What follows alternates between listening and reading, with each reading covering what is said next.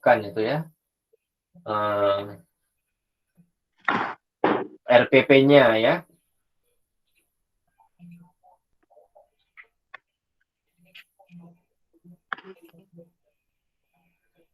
Baik, sudah tampil semua ya slide-nya?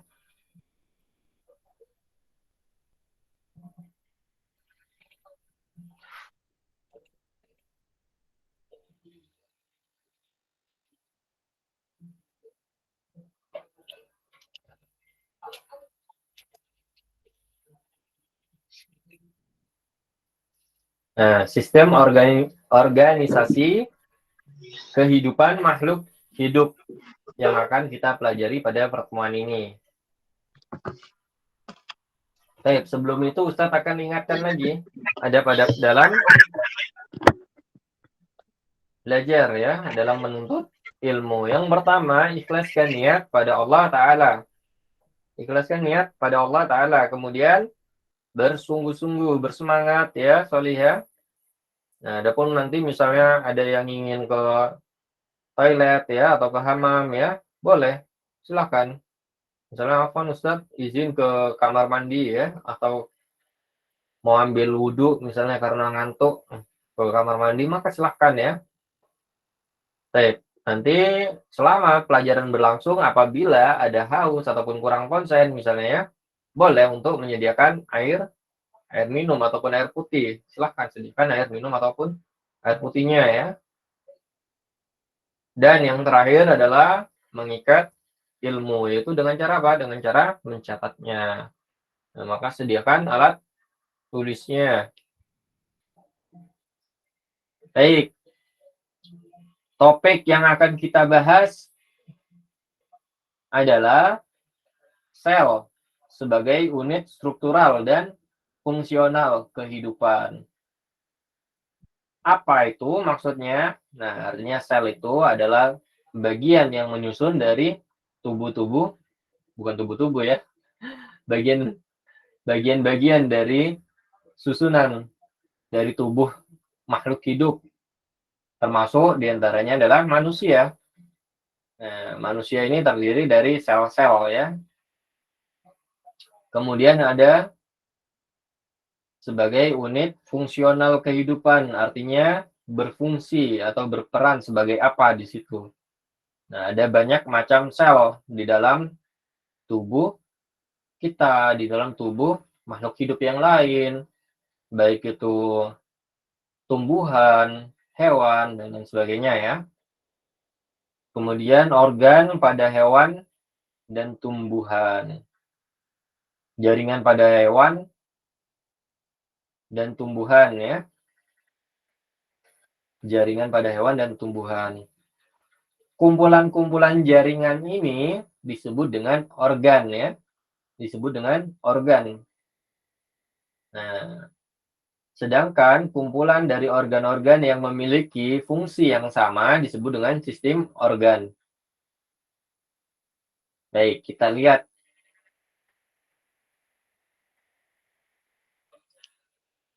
Pertama, sel sebagai unit struktural dan fungsional kehidupan. Pada hierarki organisasi kehidupan, sel berada di tingkatan terendah dari struktural ya, yang masih mampu menjalankan semua fungsi kehidupan. Artinya, sel itu mampu menjalankan semua fungsi kehidupan, baik itu memproses energi, tumbuh dan berkembang, kemudian merespon lingkungannya ya, melakukan reproduksi atau melestarikan jenisnya ya, atau berkembang ya. Baik. Sel ini merupakan struktural terendah dari organisasi kehidupan. Nah, di dalam sel itu ada organel sel. Apakah organel sel? Harusnya organel sel ya yang paling rendah ya. Tetapi bukan, ternyata yang paling rendah adalah sel itu sendiri. Sementara organel sel itu tidak mampu menjalankan fungsi kehidupan secara mandiri ya. Dia membutuhkan organel-organel yang lain, organel-organel sel yang lain ya untuk menjalankan fungsi kehidupan. Jadi sel ini merupakan tingkatan terendah dari struktural organisasi kehidupan. Nah, ini ya. Tingkat organisasi kehidupan. Yang pertama, yang paling rendah adalah sel. Contoh, sel apa misalnya? Sel otot misalnya ya. Misalnya sel otot. Nah, di dalam sel otot itu terdapat berbagai macam organel sel. Sel-sel otot yang memiliki fungsi yang sama,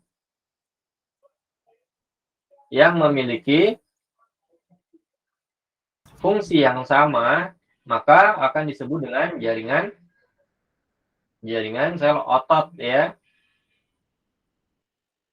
Kemudian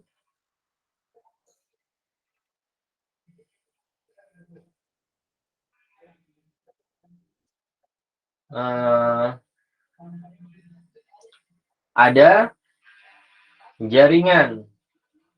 Tadi disebutkan kumpulan dari sel-sel itu ya, yang memiliki fungsi yang sama disebut dengan jaringan.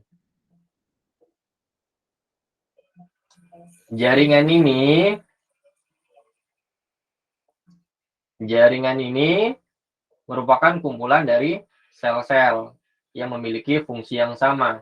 Sedangkan jaringan-jaringan yang memiliki fungsi yang sama akan membentuk suatu organ. Contoh misalnya tadi sudah disebutkan bahwa sel otot ya akan membentuk jaringan otot. Nah, jaringan-jaringan otot tersebut yang memiliki fungsi yang sama akan membentuk suatu organ. Misalnya organ apa? Organ kaki kita misalnya ya. Atau organ apa? Tangan kita misalnya.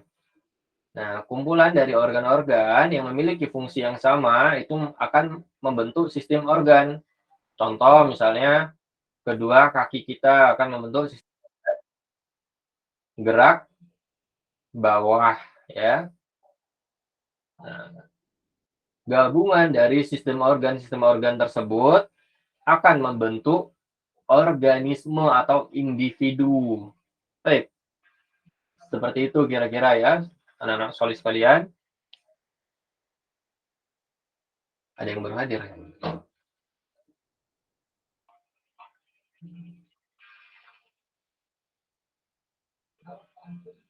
Jabar gimana kabarnya Soli? Kenapa Ustadz? Jabar kabarnya gimana? Alhamdulillah baik. Alhamdulillah baik. Jabar jadi ke New Zealand? Jadi Ustadz. Saat ini di mana? Belum. Masih 2 bulanan lagi, 3 bulanan nggak tahu. Masih 2-3 bulanan lagi. Kemudian Mikail gimana kabarnya Soli? Oh, Mikail ada kendala dengan jaringannya. Baik, kita lanjutkan. Nah, tadi sudah disebutkan kumpulan dari sistem organ tersebut akan membentuk suatu individu atau organisme. Organisme itu merupakan bagian terkecil dari kehidupannya yang ada di alam ya. Kumpulan organisme ini contohnya apa ini? Contohnya adalah rusa misalnya ya. Nah, kumpulan para rusa itu disebut dengan populasi atau populasi rusa misalnya ya. Gabungan dari populasi tersebut yang mendiami suatu tempat yang sama itu disebut dengan komunitas. Disebut dengan komunitas. Ini contohnya adalah ada komunitas rusa, kemudian ada zebra ya. Kemudian ada apa lagi tuh? Ada singa, ada burung ya. Nah, ini merupakan komunitas. Kemudian hubungan komunitas dengan alam atau non makhluk hidup ya. Nah, ini disebut dengan ekosistem. Disebut dengan ekosistem ya. Ada air di situ misalnya ya, ada danau, ada tanah misalnya, dan lain sebagainya. Nah, ini disebut dengan ekosistem. Ada air terjun misalnya ya. Nah, ini hubungan mereka dengan alam, dengan non makhluk hidup dan lain sebagainya. Kemudian gabungan-gabungan dari ekosistem tersebut disebut dengan biosfer. Nah, ini lebih besar lagi ya lingkupnya ya.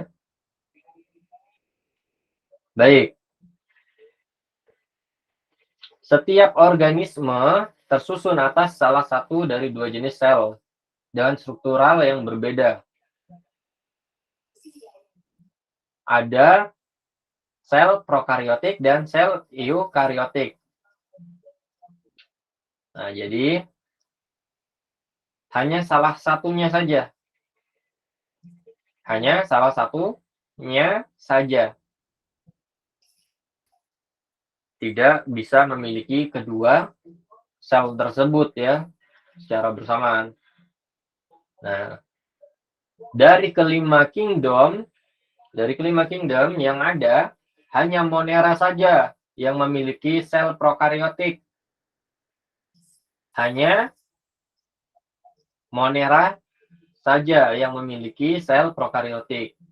Selain Monera, maka sel yang menyusun kingdom-kingdom yang lain adalah sel eukariotik. Selain Monera. Untuk Monera itu sel penyusunnya adalah sel prokariotik. Apa saja Monera itu? Monera itu contohnya adalah bakteri dan ganggang biru misalnya ya. Baik. Untuk sel prokariotik dan sel eukariotik yang membedakannya secara jelas itu ya adalah terdapatnya membran inti pada sel eukariotik. Jadi untuk sel prokariotik itu inti selnya tidak dilindungi oleh membran inti. Sedangkan sel eukariotik itu inti selnya dilindungi oleh membran inti. Kurang lebih seperti itu ya. Lebih khususnya ya, kita melihatnya seperti itu. Jadi inti sel pada sel eukariotik itu terlindungi oleh membran inti. Baik, Kingdom Monera tadi sudah disebutkan bahwa dia merupakan makhluk hidup yang memiliki sel prokariotik atau tidak punya membran inti. Jadi inti selnya itu tidak dilindungi oleh membran inti, tidak memiliki pelindung inti selnya. Nah, tetapi dia masih memiliki membran plasma ya yang melindungi sel tersebut atau organel sel tersebut. Kemudian ada Kingdom Protista. Kingdom Protista tadi sudah disebutkan bahwa dia merupakan makhluk hidup yang memiliki sel apa? Prokariotik atau eukariotik? Ustaz, coba balik ke halaman yang sebelum itu, pengen nyatet yang dua sel itu. Yang ini? Oh, yang sebelumnya lagi. Ini? Iya.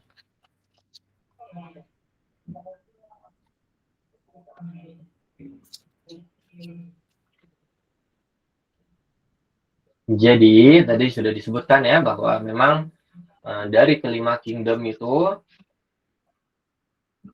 hanya kingdom Monera saja yang memiliki sel prokaryotik.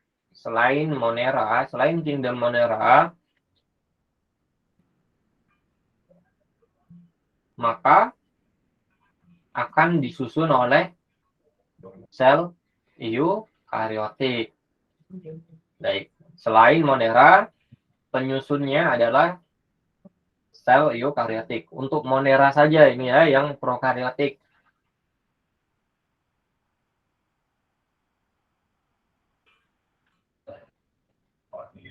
Baik.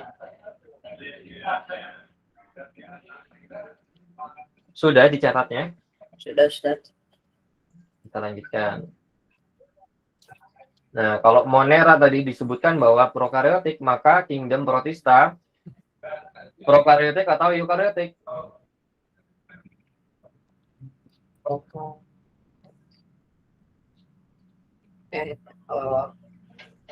Eukaryotik. Tuntas, jawabannya adalah eukaryotik. Karena hanya Monera saja yang terdiri dari sel prokaryotik. Selain Monera adalah eukaryotik ya. Oke. Nah, insya Allah yang kemarin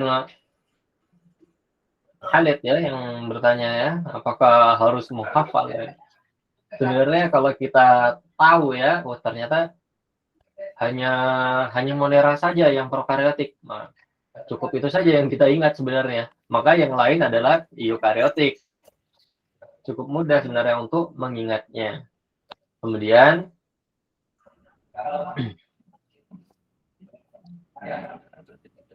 contoh dari kingdom Protista adalah amuba ya.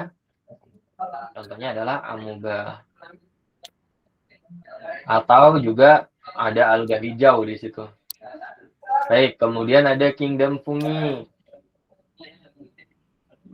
Nah, fungi lebih sering kita kenal dengan nama jamur. Jamur juga merupakan makhluk hidup yang terdiri dari sel-sel eukaryotik ya, artinya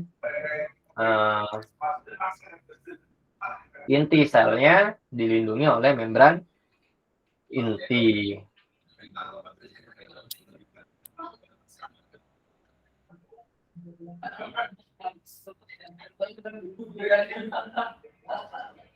Kemudian ada kingdom plantae.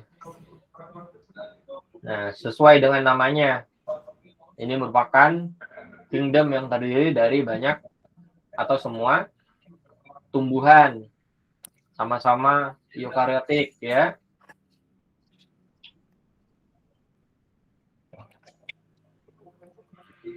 Pada sel kingdom plantae ini memiliki dinding sel. Nah, ini merupakan yang membedakan tumbuhan dengan makhluk hidup yang lain. Dia memiliki dinding sel ya. Memiliki dinding sel. Nah, ini memang untuk mencegah atau mengatur banyaknya air ya yang masuk ke dalam sel mereka. Jadi mereka membutuhkan dinding sel. Ini juga yang membedakan mereka dengan makhluk-makhluk hidup yang lain, termasuk manusia dan lain sebagainya, baik itu hewan dan lain sebagainya. Adanya dinding sel pada kingdom plantae ya. Kemudian ada kingdom animalia.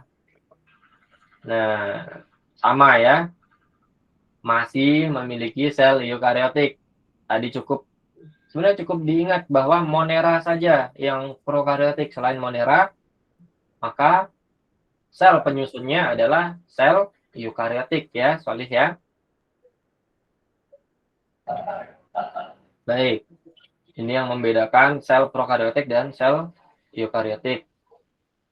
Sesuai dengan namanya, pro itu artinya belum ya atau sebelum. Karyon itu artinya selnya ya, inti sel. Jadi dia masih belum memiliki pelindung inti selnya atau belum memiliki membran inti. Kemudian eukariotik. Nah, ini EU artinya adalah sejati, karyon artinya adalah inti selnya itu ya. Nah, sudah memiliki membran inti. Nah, jadi kalau sudah memiliki membran inti artinya sudah sejati gitu ya. Baik. Contoh organisme yang tersusun dari sel prokariot atau sel prokariotik adalah bakteri tadi dan archaea.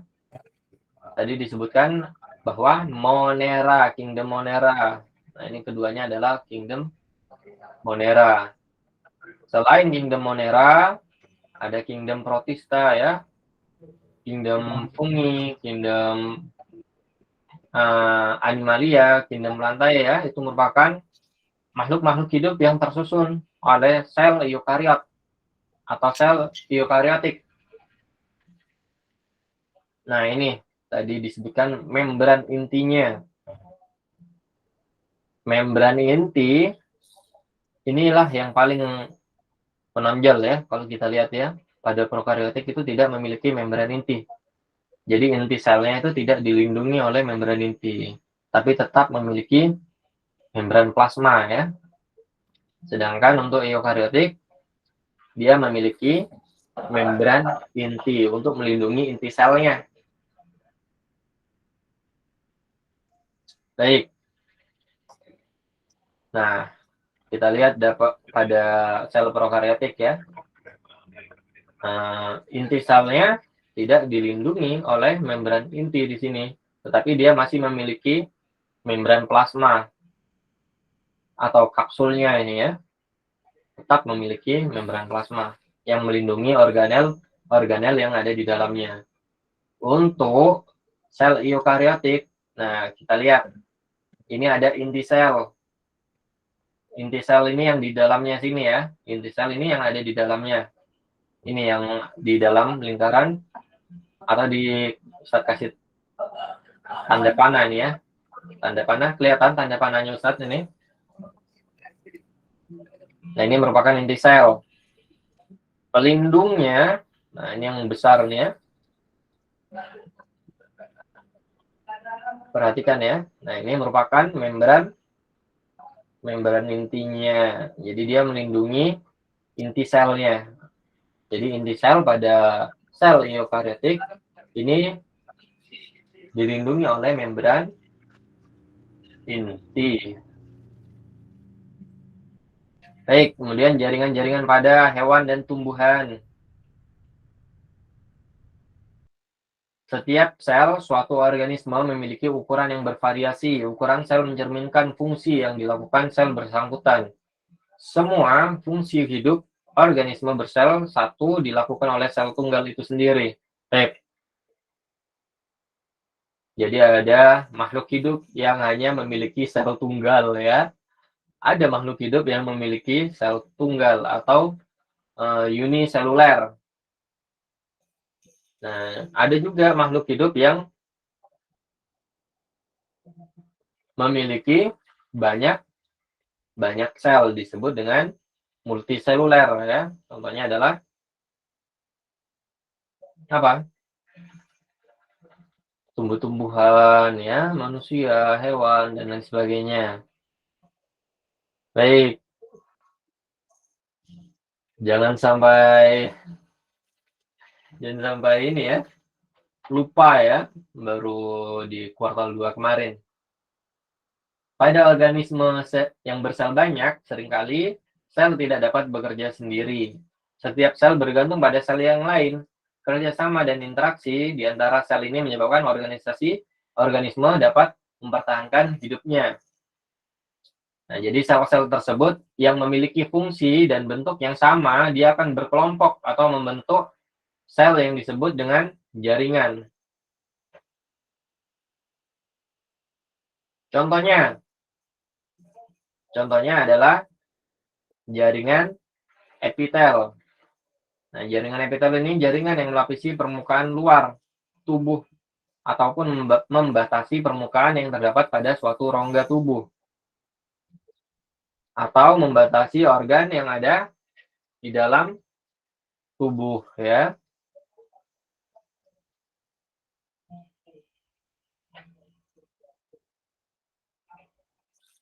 Baik.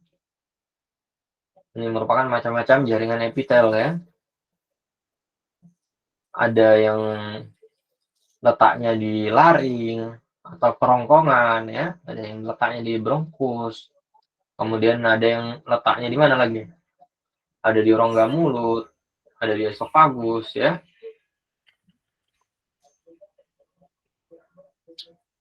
Baik. Kemudian ada jaringan otot. Nah, tadi sudah disebutkan sama Ustadz, ya, jaringan otot. Nah, jaringan otot ini berasal dari kumpulan sel-sel otot.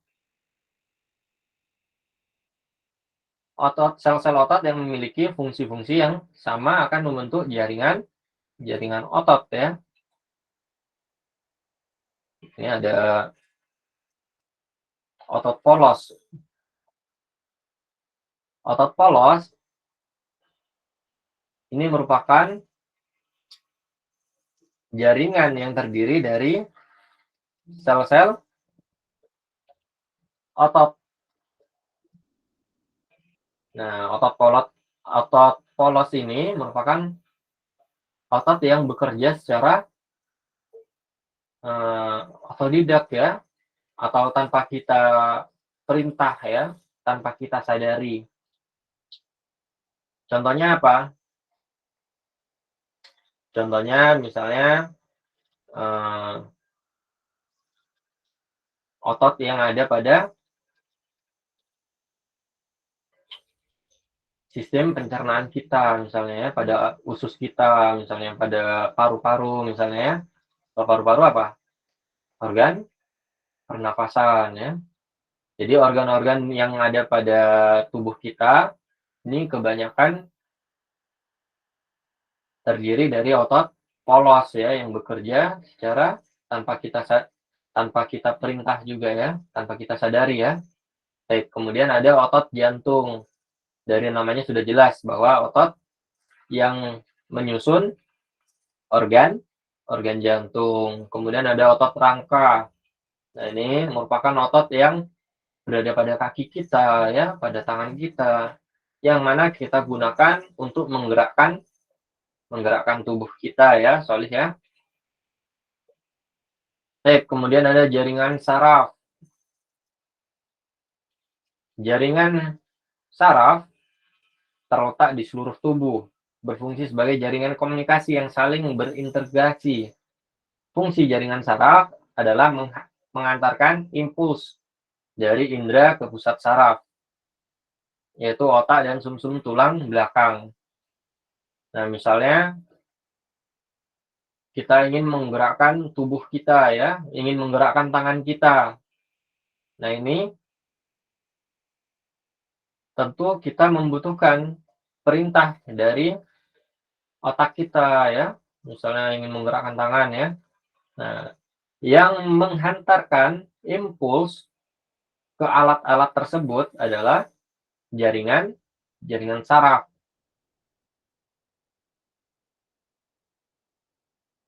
Nah, ini merupakan jaringan atau sel saraf, ya.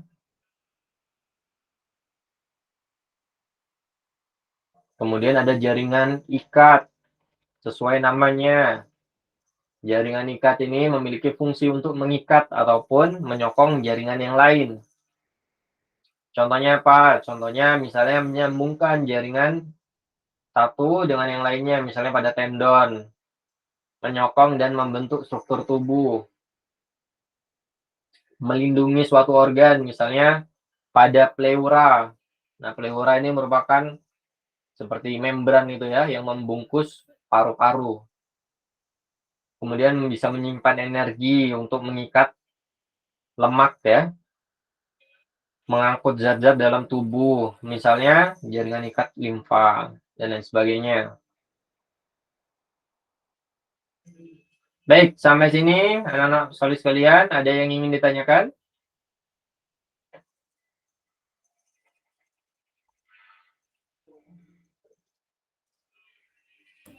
Tidak usah.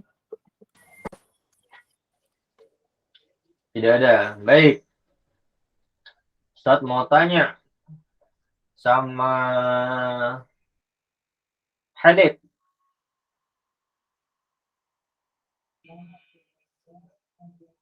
Halid,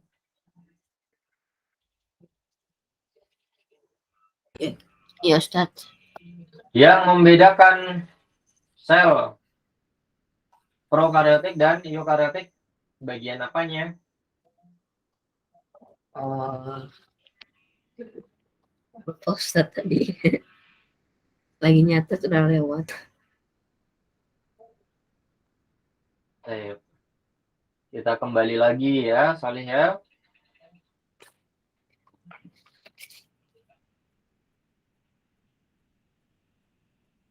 Nah, ini ya.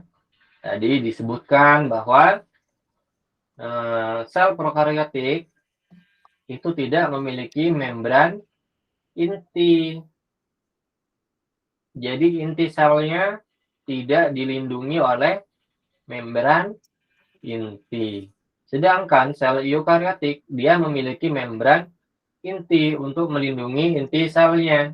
Nah, tadi sudah ada gambarnya ya. Ini merupakan inti sel dari sel prokaryotik ya. Dia tidak memiliki membran inti, berbeda dengan sel eukaryotik. Nah, ini inti selnya di dalam membran inti. Nih, ada membrannya, ada pelindungnya, ada pelindung inti selnya ya, Solih ya. Nah, ini yang paling jelas kita lihat perbedaannya ya. Yang paling jelas kita lihat perbedaannya di sini ya. Ternyata pada sel eukaryotik dia memiliki pelindung inti sel atau juga disebut dengan membran inti. Baik, kemudian Ustadz mau tanya lagi sama Abdullah. Ya, Ustaz. Ya. Sel prokaryotik ini merupakan sel penyusun dari makhluk hidup yang berada pada kingdom apa?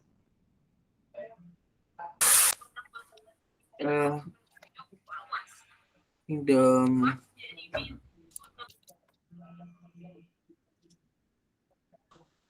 Monera. Monera. Mumtaz, jawabannya adalah kingdom Monera. Jadi makhluk hidup yang termasuk ke dalam kingdom Monera itu merupakan makhluk hidup yang disusun oleh apa? Oleh sel prokaryotik ya. Nah, ini ya kingdom Monera.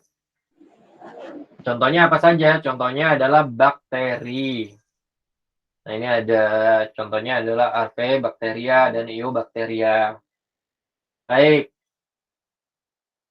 Kemudian Ustadz, kenapa Salih?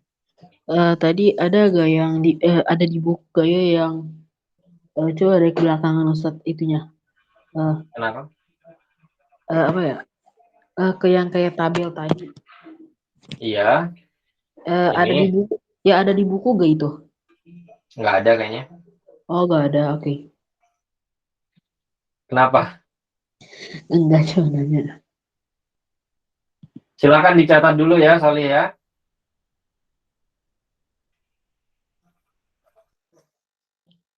Sambil dicatat.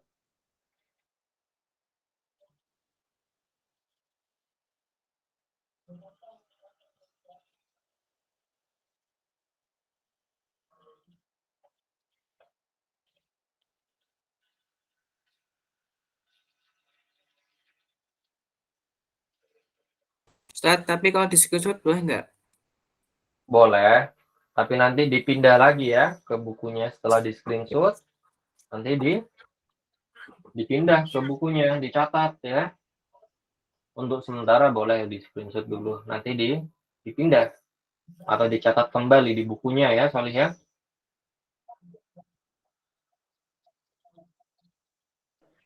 Sudah Ustadz.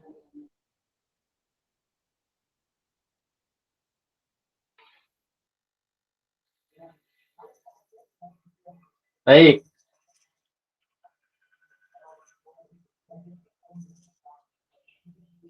Ustadz mau tanya sama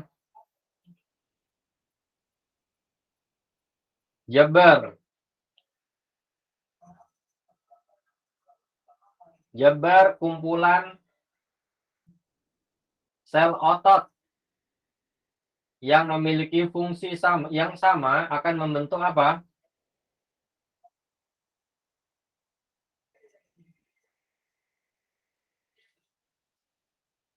Jabar, Ya Ustadz. sel-sel otot yang memiliki fungsi yang sama akan membentuk apa? Eh,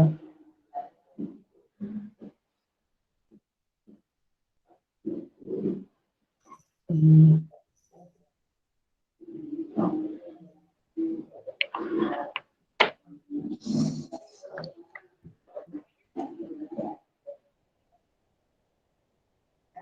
Baik. Sambil dicatat ya, Solih ya. Ini. Nah, kumpulan sel yang memiliki fungsi yang sama, dia akan membentuk suatu jaringan. Nah, apabila sel otot yang memiliki fungsi yang sama, maka dia akan membentuk jaringan otot.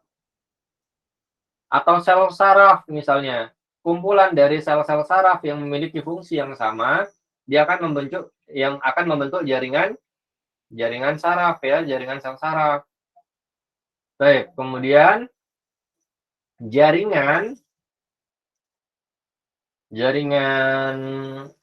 misalnya apa? Jaringan otot kaki misalnya ya, pada kaki kita. Nah, itu akan membentuk organ apa?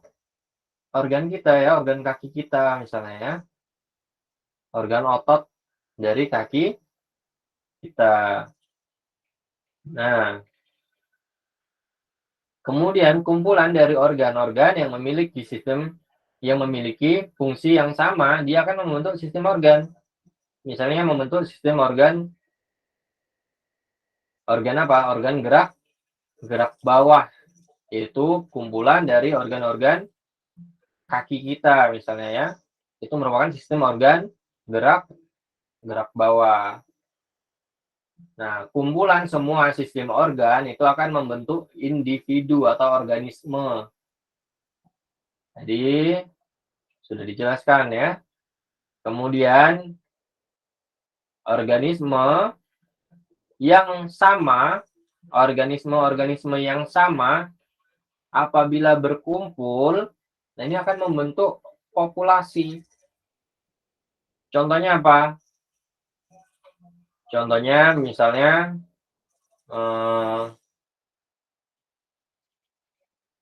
populasi apa? Populasi rusa misalnya ya. Yang ada pada slide ini adalah populasi rusa misalnya. Nah, ini merupakan kumpulan dari organisme atau individu dari rusa. Sedangkan kumpulan-kumpulan dari populasi, baik itu populasi rusa, zebra, singa, ya, burung, ya, ada apa lagi, ada kerbau gitu ya, atau banteng misalnya, dan lain sebagainya ya. Nah, itu akan membentuk komunitas. Dia mendiami tempat yang sama. Nah, kumpulan komunitas yang berinteraksi dengan non makhluk hidup. Contohnya apa? Contohnya misalnya adalah air ya, tanah, yang lain apa lagi misalnya? Air terjun misalnya ya, dan lain sebagainya. Bebatuan. Nah, ini akan membentuk suatu ekosistem. Kumpulan dari ekosistem tersebut akan membentuk biosfer. Baik. Sampai sini ada yang ingin ditanyakan sebelum kita akhiri?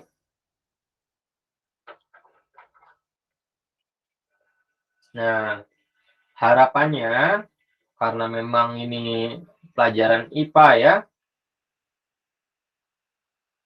harapan Ustadz untuk ulangan ataupun ujian kuartal tidak lagi ya mendapatkan nilai di bawah KKM karena sudah diperbolehkan untuk membuka buku. Ingat, hanya membuka buku ya, tidak boleh untuk membuka yang lain.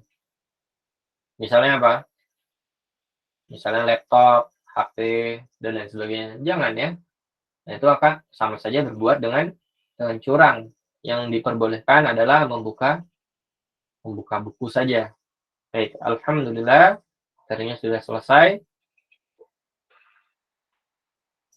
Kalau tidak ada yang ingin ditanyakan, kita akhiri dengan doa kafaratul majlis. Subhanaka Subhanaka Allahumma wa bihamdika asyhadu an la ilaha illa anta astaghfiruka wa atubu ilaik. Baik, Ustaz akhiri ya. Assalamualaikum warahmatullahi wabarakatuh. Waalaikumsalam warahmatullahi wabarakatuh. Jangan lupa mengerjakan kuisnya ya.